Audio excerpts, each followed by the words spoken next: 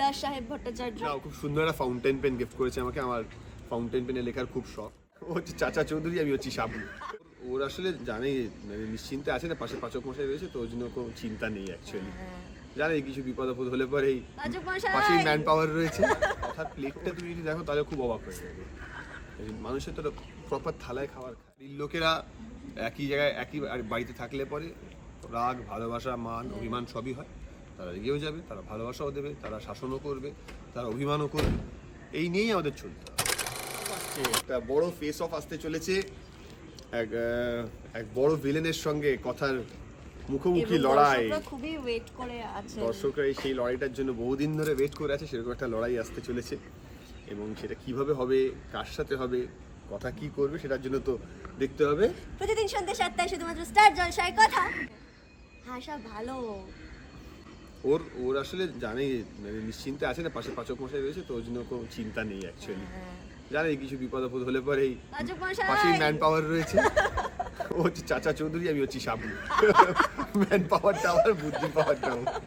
আজকে আমি রান্না করি, তবে আমাদের ইউনিটেই রান্না করা হলো। আমরা মাটন রান্না করেছিলাম, বাসন্তী পোলাও, দুধদম, পাঁপড়, চাটনি, মিষ্টি সব মিলিয়ে সবাই ইউনিটে সবাই একসঙ্গে খাওয়া দাওয়া করলাম। এবং এটা আমাদের চলতেই থাকে, মানে প্রত্যেক মাসে রান্না করা হয়, হ্যাঁ, বাইরে থেকে খাবার দাবার হয় না, আমাদের ইউনিটেই রান্না করা হয়।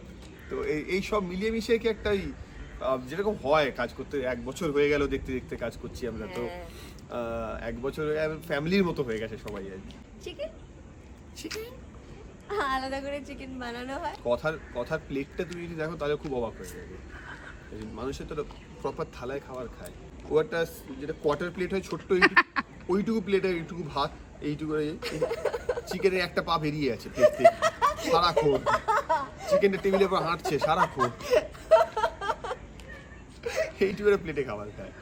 গিফট জন্মদিনে প্রচুর ফ্যান্সরা এখানে এসেছিল। তারা কেউ চিঠি দিয়ে গেছে, কেউ কার্ড বানিয়ে দিয়ে গেছে, চকলেটস দিয়েছে, আরও অনেক কিছু। কিন্তু সবথেকে ভালো যেটা লাগে, নিজের হাতে তৈরি করা কার্ড দিয়েছে অনেকেই, নিজের হাতে লেখা চিঠি দিয়েছে। নিজে একজন ফ্যান সে পাঞ্জাবিতে নিজে মানে ইয়ে করে তোমার রং করে দিয়ে গেছে। তো আমার মনে হয় যে এই গিফটগুলো সত্যি খুব প্রাইসলেস আমার কাছে। মানে কারণ এরা জীবনের এমন একটা জিনিস আমাকে দিয়েছে যেটা আমি তাদের কোনো ফিরে যাবো, মানে তার জীবনে কিছু সময়, মানে সে 0.5 ঘন্টা সময় হোক বা 10 মিনিট সময় হোক, সেই সময়টা আমাকে দিয়েছে যেটা তারাও ফিরে পাবে না। তো আমার কাছে খুবই প্রাইসলেস। এবং আমরা চেষ্টা করবো, সবসময় চেষ্টা থাকবে যে কাজের মধ্যে দিয়ে সেই ভালোবাসাটা আবার ফিরিয়ে দিতে পারি। এটা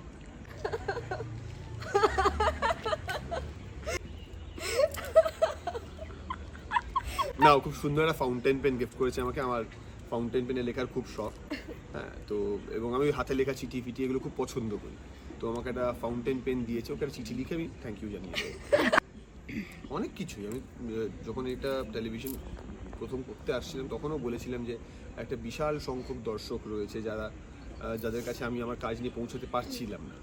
তো তাদের কাছে পৌঁছতে পেরেছি এবং তাদের যে ভালোবাসাটা, তাদের থেকে যেই অ্যাপ্রিসিয়েশনটা এত বছর পর টেলিভিশনে ফিরে পেয়েছি, এটা আমার কাছে সবথেকে বড় প্রাপ্তি। আক্ষেপ নয়, দেখো সব কিছুই আমি বললাম, আমি তো শুধুমাত্র ফিল্মের অ্যাক্টর নই বা শুধুমাত্র থিয়েটার অ্যাক্টর, আমি একজন অ্যাক্টর। আমি আমার ক্রাফটটাকে নিয়ে যত বেশি মানুষের কাছে পৌঁছতে পারবো সেটাই আমি সবসময় চেষ্টা করবো যে আরও বেশি লোকে দেখুক।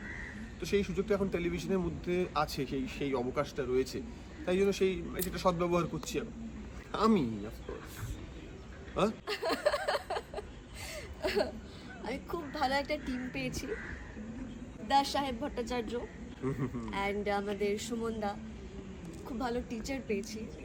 কথার টিমটা না ভীষণ ভালো, মানে এত ভালো একটা পরিবার পেয়েছি আমি, এত ভালোবাসা পাচ্ছি দর্শকদের থেকে, এটাই তো পাওনা। কোস্টার তো the best of the best. বাড়ির লোকেরা একই জায়গায় একই বাড়িতে থাকলে পরে রাগ ভালোবাসা মান অভিমান সবই হয়। তারা এগিয়েও যাবে, তারা ভালোবাসাও দেবে, তারা শাসনও করবে, তারা অভিমানও করবে। এই নিয়েই আমাদের চলতে হবে। প্রতিদিন সন্ধ্যে 7টায় শুধুমাত্র স্টার জলসায় দেখুন কথা।